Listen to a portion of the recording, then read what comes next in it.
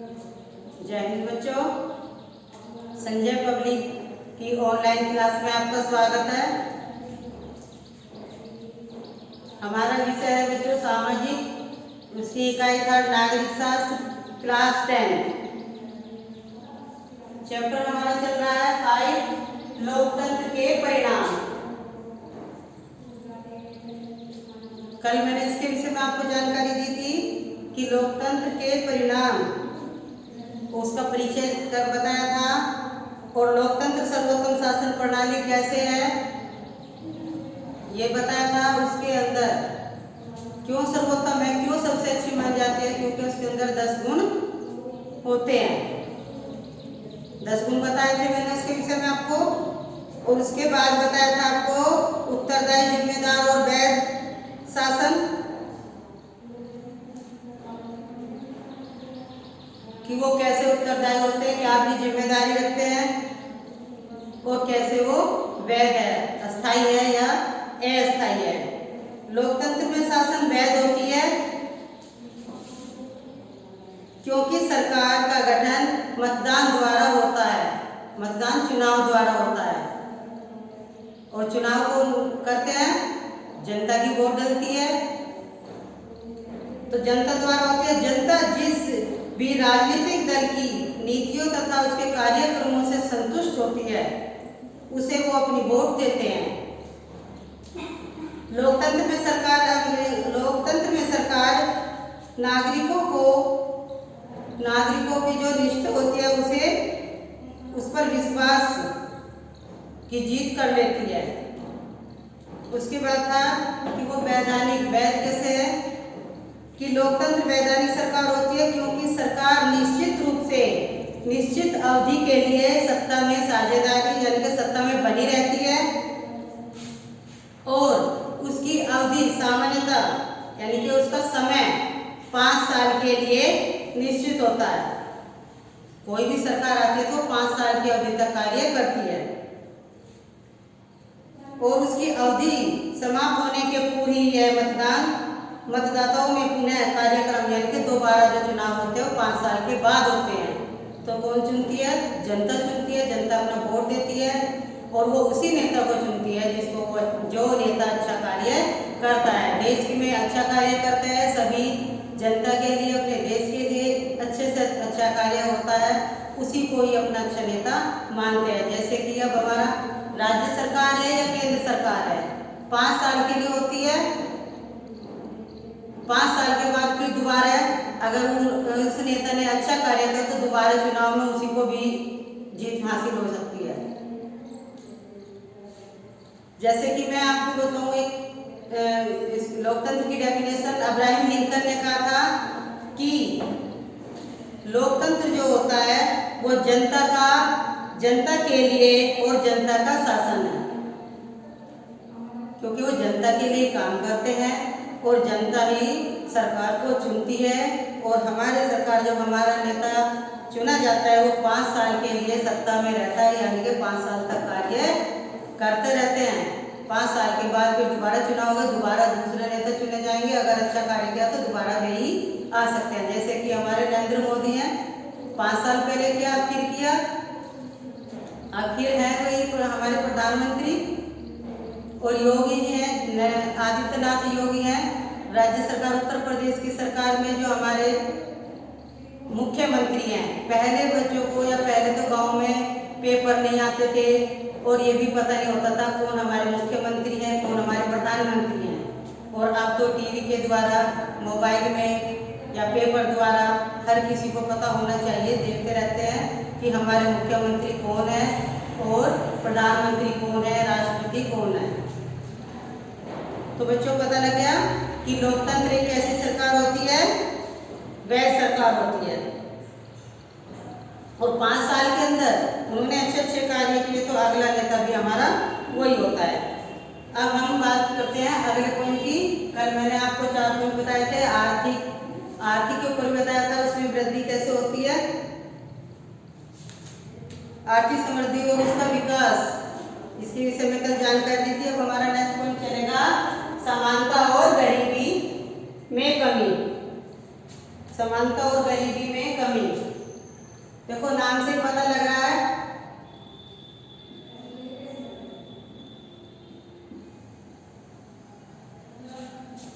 कि सबको एक समान माना जाता है, गरीब हो या अमीर।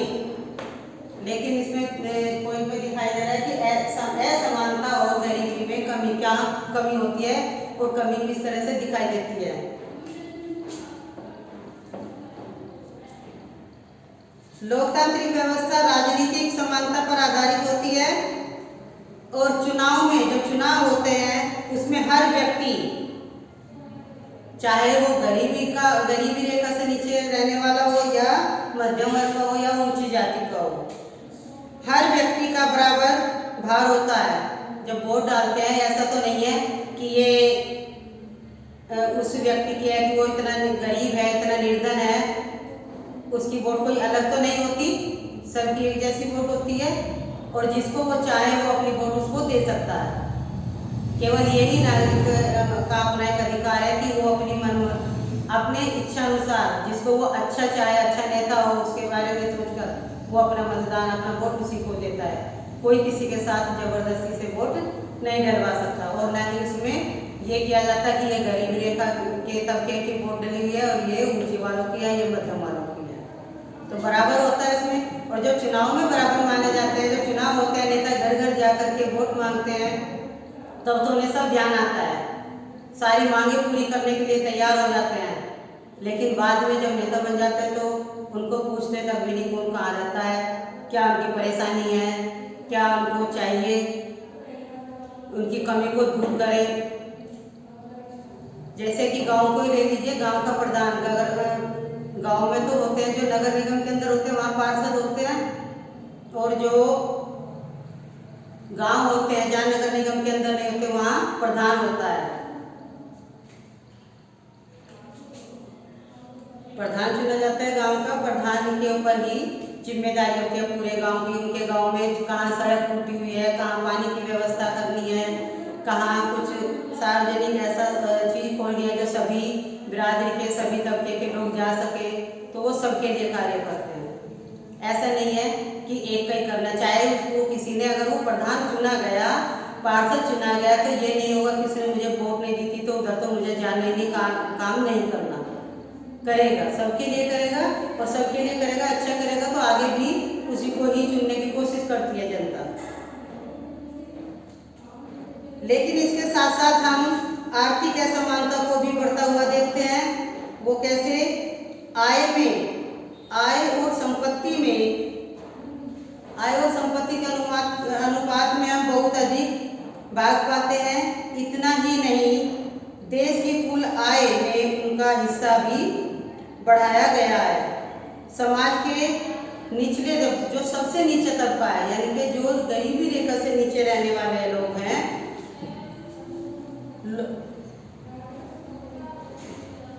गरीब रेखा से नीचे रहने वाले लोगों का जीवन इतना व्यापक, उनका जो जीवन है वो इतना अच्छे से अपना जीवन व्यतीत नहीं कर सकते। क्यों नहीं कर सकते? क्योंकि उनके पास पूरे साधन नहीं होते, साधन की बहुत कमी होती है उनके पास। और जब साधन की कमी होगी तो उनकी आय भी गिरती है, यानी कि उनको कमाई नहीं होगी। फिर कमाई नहीं होगी तो अपने आप ही गरीबी आएगी, और गरीबी आएगी तो वो कहीं कुछ भी नहीं करा सकते। वो क्यों नहीं करा? इसलिए नहीं करा सकते। और कई बार तो उन्हें भोजन का, कपड़ा, मकान, शिक्षा, इलाज के लिए भी इन चीज़ों की भी कठिनाइयाँ होती है। इन चीज़ों में भी वो अपना इलाज नहीं करा सकते, पैसा नहीं हो तो किसी कहीं हॉस्पिटल नहीं जा सकते, किसी डॉक्टर को नहीं दिखा सकते, बच्चों को नहीं पढ़ा सकते और अच्छे से मकान नहीं बना सकते। तो ये सब, ये गरीबी रेखा, ये असमानता और गरीबी में ये कमी होती है। अगर उनके पास पूरा साधन होगा कार्य करने के लिए तो गरीबी दूर होगी, पैसा कमाएंगे, अपने बच्चों को शिक्षित करेंगे, मकान बनाएंगे अच्छे से, और समय अगर उनको परेशानी होती है, बीमार हो जाता है, ऐसा तो है नहीं, कोई व्यक्ति बीमार होता ही नहीं है, तो समय से अपना इलाज कराएंगे। आदमी स्वस्थ रहेगा तभी तो आगे कुछ काम करेगा। नेक्स्ट पॉइंट आता है हमारा सामाजिक विविधताओं में सामंजस्य।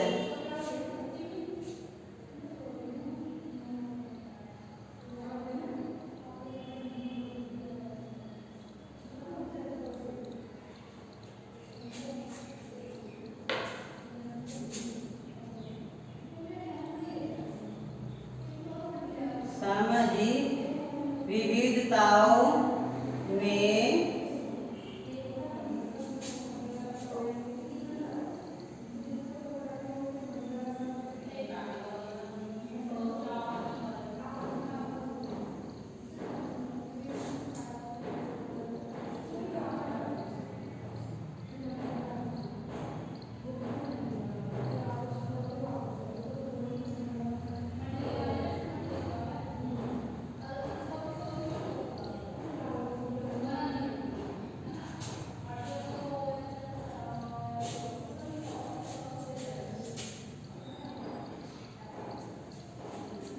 सामाजिक विविधताओं में सामंजस्य।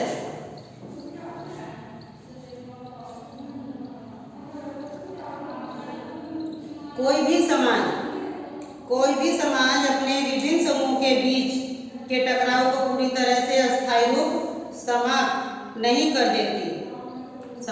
कर सकती, लेकिन इन अंतरों और विभेदों के मध्य बातचीत में सामंजस्य जरूर बैठा सकती है। और उसका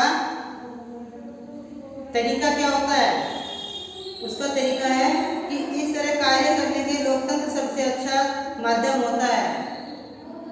अगर हमारा लोकतंत्र का कार्य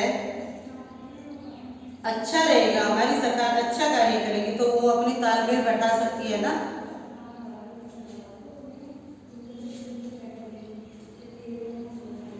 लोकतांत्रिक व्यवस्थाएं सामान्यतः अपने अंदरूनी सामाजिक मतभेदों पर ध्यान नहीं देती या उन्हें दबाने का प्रयास करती है।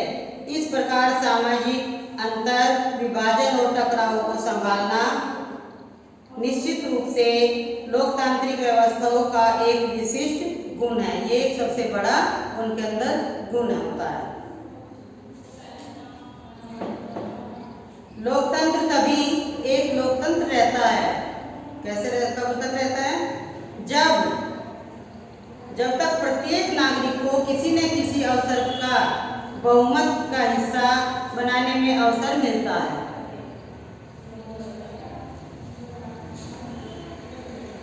लोकतांत्रिक शासन उस व्यक्ति या समूह के लिए समावेश होता है,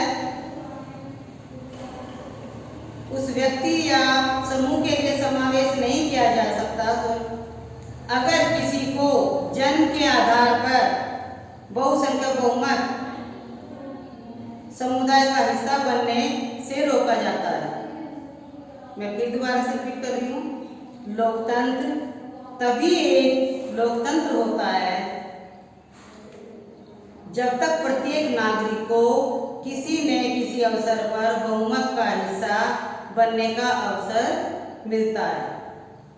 लोकतांत्रिक शासन उस व्यक्ति या समूह के लिए समावेश नहीं रह सकता अगर किसी को जन्म के आधार पर बहुसंख्यक समुदाय का हिस्सा बनने से रोका जाता है।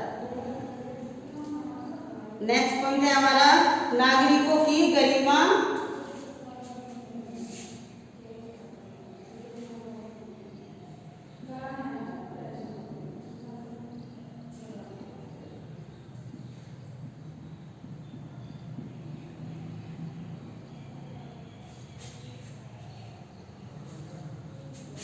नागरिकों की गरिमा और आजादी।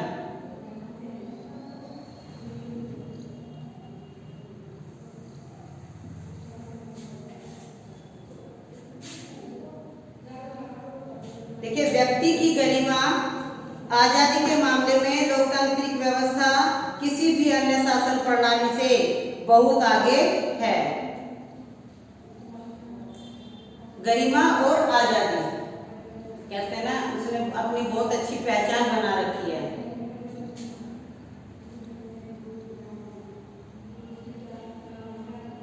और आजादी, स्वतंत्रता, स्वतंत्र गरिमा गरिमा और आजादी की इच्छा ही लोकतंत्र का आधार है। स्त्रियों की गरिमा का उदाहरण ले लीजिए। स्त्रियों की गरिमा का उदाहरण लेते हैं कि महिलाओं द्वारा किए गए दीर्घकालीन बहुत पहले समय से संघर्ष के बाद अब यह माना जाने लगा है कि महिलाओं के साथ गरिमा और समानता के व्यवहार लोकतंत्र की आवश्यक शर्त है। आज भी जातिगत भेदभाव और दमन के उदाहरण समाज में दिखाई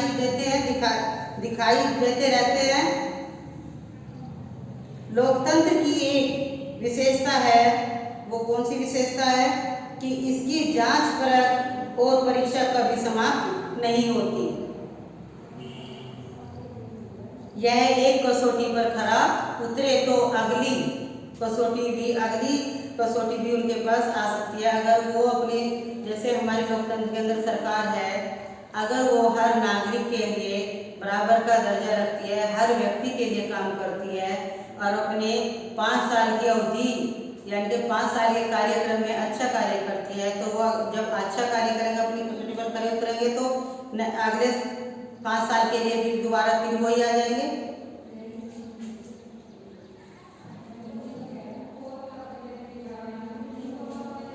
जब लोकतंत्र से थोड़ा सा लाभ मिल जाता है, थोड़ा सा भी, अगर सरकार हमें थोड़ा सा भी लाभ दे देती है, जैसे किसानों के खाते में पैसा भेज दिया, गरीबी रेखा से जो नीचे रहने वाले हैं, जिसके राशन कार्ड बने हुए हैं, उनको फ्री राशन दे दिया, और बच्चों की पढ़ाई के लिए लोग पैसा भिजवा देते हैं, शादी के लिए पैसा देते हैं। तो जब इन सब का काम अच्छे से करते रहेंगे तो उनके लिए तो वही सरकार अच्छी होगी जिनको उन्होंने कुछ लाभ पहुंचाया, उसी को ही अच्छा बताएंगे, तो उनकी ओर मांग बढ़ने लगती है। जब उन्हें थोड़ा सा भी लाभ मिल जाता है तो उनके आगे उनकी मांग और बढ़ जाती है कि इतना तो देंगे और आगे भी मिल जाए। लोकतंत्र से और अच्छा काम चाहते हैं, यानी कि और अच्छा काम है कि हाँ आगे भी हमें इससे ज़्यादा ही मिलेगा, कुछ बढ़ के मिल जाए, या हमारे लिए या जॉब निकलती हैं, जो बच्चे शिक्षित हैं उनकी नौकरी अच्छी लग जाए। आज अधिकतर लोग मानते हैं कि उनकी वोट जहाँ सार्वजनिक हितों को प्रभावित करती है, वहीं यह सरकार के आचरण पर भी अंकुश लगाने का कार्य करती है।